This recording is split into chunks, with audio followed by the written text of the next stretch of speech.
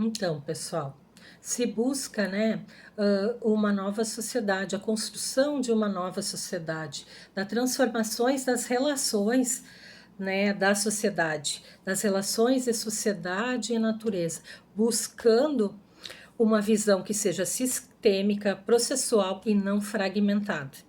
Nessa busca da construção de uma nova sociedade, essa sociedade ela é democrática, ela é justa, sustentável e ela traz consigo, né, a justiça socioambiental. Nessa perspectiva, a ideologia de sustentabilidade socioambiental, ela traz consigo a transformação do modo de produção capitalista. Ela busca uma nova relação, né, como eu disse anteriormente, entre a sociedade e a natureza. Ela busca romper, né, com esse processo de desenvolvimento a partir da perspectiva ilimitada dos recursos naturais e da exploração do ser humano, como também ela busca a construção de relações igualitárias e justas, né, dentro da nossa sociedade. E para que isso aconteça, é importante que nós tenhamos, né, em mente que os processos eles não podem ser apenas individuais, como por exemplo, quando a gente trabalha, né, fechar a torneira para economizar água, fechar a torneira quando se escovar os dentes, quando vai lavar, usar balde para lavar o carro. Mas a gente tem que partir dessas questões para pensar que a água, ela é, como vamos dizer assim, 70% da água potável, né, no mundo, pessoal, ela é usada pelo agronegócio. 30%, pessoal, da água, ela é potável. De toda a água no mundo. E desses 30%, 70%, ele é usado no agronegócio. E para isso, pessoal, nós precisamos lutar com processos políticos, com processos coletivos, para que essas condições, né, que hoje elas são estritamente, vamos dizer assim, voltadas numa perspectiva mais individual, tradicional dentro da escola, a gente tem que levar este outro olhar. Esse é o papel nosso enquanto educador, este é o papel nosso enquanto licenciados em geografia, porque a geografia, ela é, como um professor me dizia, a geografia se mete em tudo, né? Porque dentro da geografia nós trabalhamos com a questão agrária. Dentro da questão agrária, a gente traz a questão da educação do campo.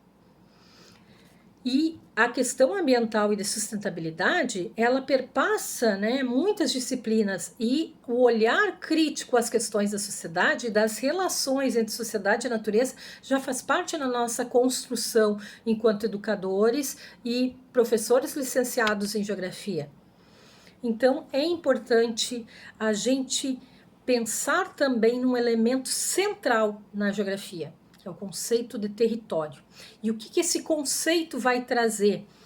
E que, para o nosso trabalho, para a nossa praxis, de que forma nós vamos nos apoderar desse conceito enquanto educadores, para transformar a nossa prática dentro da escola e romper com os muros que separam a escola e a comunidade. Então, o território é um conceito como espaço geográfico que ele é reducionista para a educação ambiental e para esse olhar da educação do campo.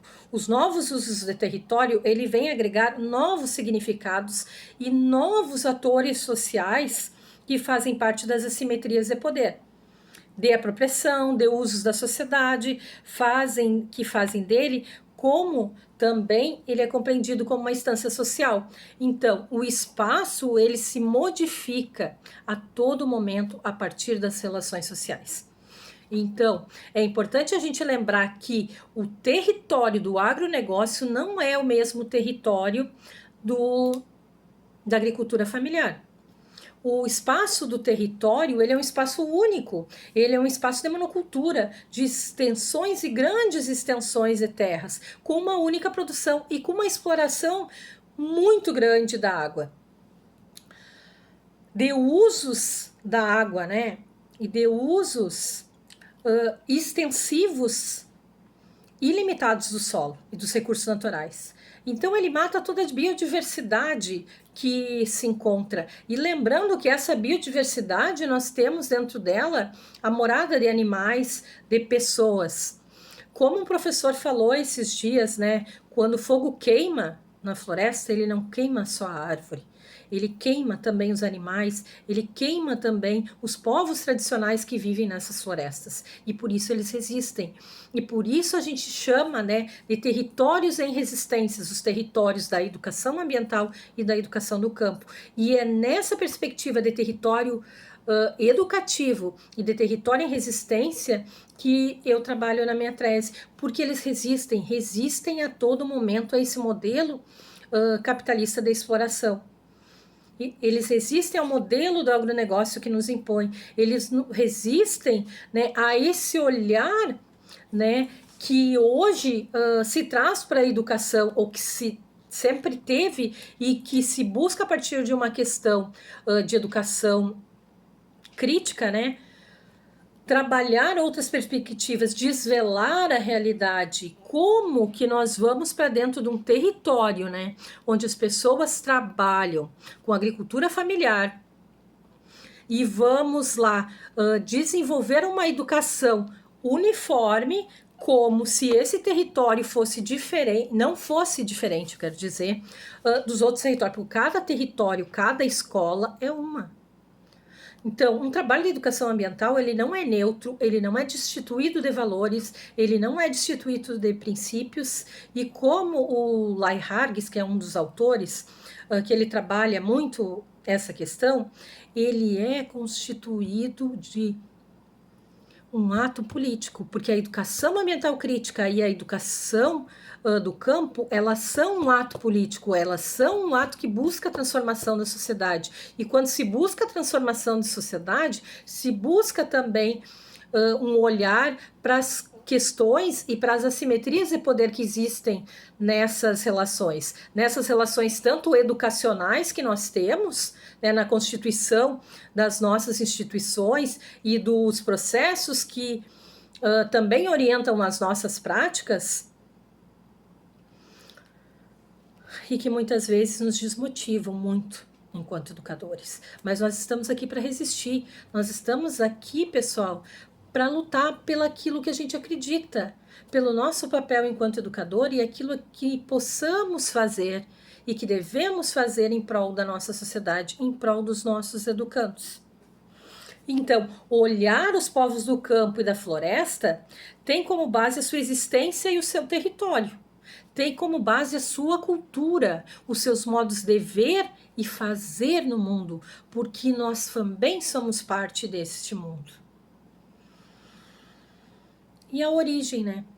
A origem, como eu falei anteriormente, das duas vem do movimento ambientalista e do movimento do MST. Ela traz também uma outra questão, é a concepção do Estado. Uma concepção contra-hegemônica, que ela busca outro projeto de sociedade. Como evidencia as lutas de classe, a exploração e a apropriação do homem e da natureza. Ela busca, né, a educação do campo, um outro projeto para o campo, um projeto pautado no direito pela terra e na soberania alimentar. Evidencia a luta de classes e entre o projeto do homem do campo e o projeto do agronegócio. Então, a educação do campo, ela nasce para contrapor o projeto de sociedade, o projeto de campo que o agronegócio impõe para a nossa sociedade. A concepção de agricultura, gente, a agricultura, ela é vista como dinheiro, como mercadoria, como produção de valores em benefício do capital. O que a educação ambiental crítica e a educação do campo busca? Um modo de produção familiar, né, pautado na sustentabilidade e nos projetos agroecológicos. E aí também nós podemos destacar outra questão importante. A agroecologia, ela não é apenas um modo de produção, ela também é um modo do homem ver e sentir, né? A terra, a água, o solo são vida. Nós necessitamos da água para viver. Então, a água, ela é vida, ela não é uma mercadoria. O alimento, nós precisamos de alimento para comer. Paulo Freire fala que ele é contra a qualquer uma das relações de poder. Qualquer uma das relações de opressão, tanto de esquerda quanto de direita. Por quê? Porque é inaceitável que num país com tanta fartura existem pessoas que passam fome. É inaceitável que num mundo com tantos recursos naturais, com tantos recursos ilimitados, né, para a sobrevivência do ser humano, pessoas passam necessidade, pessoas passam fome. Então se busca uma nova maneira de ver o mundo, de sentir-se no mundo, de fazer parte do mundo. Buscamos, né, e busca-se, diante dessa perspectiva, esses dois campos da educação críticos, eles necessitam e precisam se articular no chão da escola.